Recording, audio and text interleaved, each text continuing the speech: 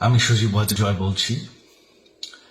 আপনারা জানেন এই গত কয়েক সপ্তাহ ধরে আমাদের বাংলাদেশের যে গন্ডগোল সংকট চলছে,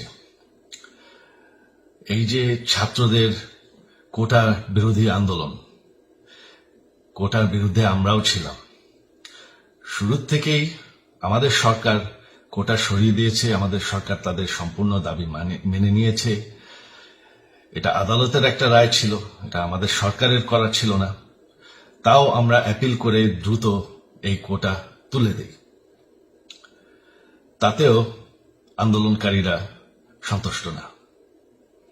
আমরা তাদেরকে আলোচনায় ডেকেছি, আমরা একটা জুডিশিয়াল কমিশন করেছি যে সংঘর্ষে যে হত্যাকাণ্ড হয়েছে সেটার বিচারের জন্য। অনেক পুলিশ অফিসার যারা অতিরিক্ত ফোর্স ইউজ করেছে তাদেরকে আমরা সাসপেন্ড করেছি। তাতেও এই আন্দোলনকারীরা সন্তুষ্ট নয়।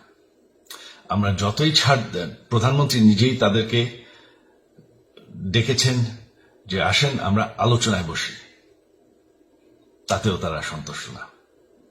আমরা যতই ছাড় দিতে থাকি, যতই তাদের দাবি মেনে নিতে থাকি, তারা কিছুতেই সন্তুষ্ট না, তারা খালি দাবি বাড়িয়ে যাচ্ছে। এখন দাবি হচ্ছে যে সরকারের পতন। তবে সরকারের পতন হওয়ার পর কি হবে? কি হবে এটা কেউ ভেবেছে? আমরা বাংলাদেশে গণতন্ত্র রক্ষা করে রাখতে চাই। সরকার পতন করে নতুন সরকার আসার সাংবিধানিক অনুযায়ী শুধুমাত্র একটি উপায় আছে, সেটা হচ্ছে নির্বাচন। আমাদের সুপ্রিম কোর্ট রায় দিয়েছে যে কোনো অনির্বাচিত সরকার 1 মিনিটের জন্য ক্ষমতা নিতে পারবে না। তো তাদের এই নির্বাচনের দাবিও যদি আমরা মেনে নেই, তো তারা তো এই পর্যন্ত কোনো দাবি, আমরা যত দাবিতেই রাজি হয়েছি তারা তাদের দাবি বেরিয়ে যাচ্ছে। তার মানে কি, আমরা যদি এখন এই নির্বাচন সরকার পতনের দাবিও মেনে নেই, তারা তখন দাবি করবে যে না, এই সরকারের আন্ডারে নির্বাচন, এই নির্বাচন আমরা মানব না। তখন কি হবে? এটা কেউ ভেবেছেন? জানি আমাদের সেই সুশীল সমাজ আবার আলোচনা করছে সেই তত্ত্বাবধায়ক সরকারের অভিজ্ঞতা তো আমাদের আছে, আপনারা ভুলে গেছেন? সেই তত্ত্বাবধায়ক সরকারকে নষ্ট করে দেওয়া হয়েছিল বিএনপির আমলে ইলেকশন রিগ করার জন্য। তারপর যখন আরেক তত্ত্বাবধায়ক সরকার আসলো, দেশের কি অবস্থা হয়েছিল?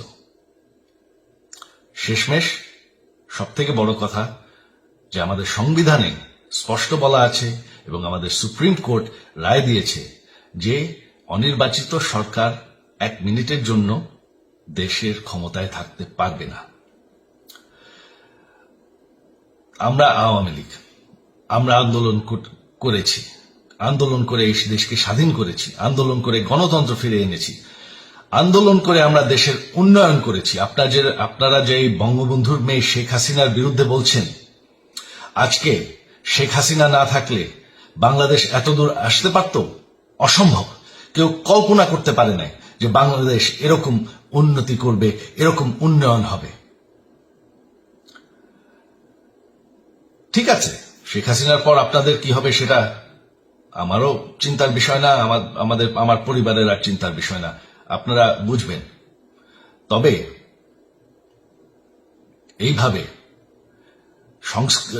সংঘর্ষ করে, হত্যাকাণ্ড করে ক্ষমতা দখল করা যাবে না। এটা আর আন্দোলন না।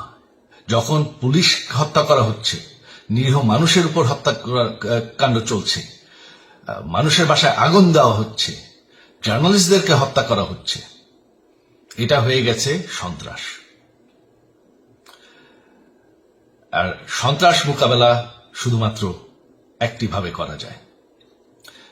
আমার অনুরোধ, আমাদের ল এনফোর্সমেন্ট, আমরা অনেক ধৈর্য ধরেছি, তবে এখন আর এটা সহ্য করা যাবে না। ল এনফোর্সমেন্ট এজেন্সি, বিজিবি এবং কি আমাদের মিলিটারির প্রতি আমার আহ্বান যে আপনাদের দায়িত্ব হচ্ছে আমাদের দেশের মানুষকে নিরাপদ রাখা এবং আমাদের দেশকে নিরাপদ রাখা, আমাদের দেশের সংবিধানকে নিরাপদ রাখা, সংবিধানকে রক্ষা করা। তার মানে এক মিনিটের জন্য কোনো অনির্বাচিত সরকার আমাদের ক্ষমতায় আসতে দিবেন না। এটা হচ্ছে আপনাদের দায়িত্ব, কারণ সেইটা হলে আমরা আবার পাকিস্তানের মতন হয়ে যাব। আমাদের এই যে 15 বছরের উন্নয়ন সব শেষ হয়ে যাবে। বাংলাদেশ এর থেকে আর কোনোদিন ফিরে আসবে না। আমিও সেটা চাই না, আপনারাও সেটা চান না। আমি সজীব ওয়াজের জয় যতদিন আমার পক্ষে সম্ভব আমি সেটা হতে দেব না। জয় বাংলা, জয় বঙ্গবন্ধু।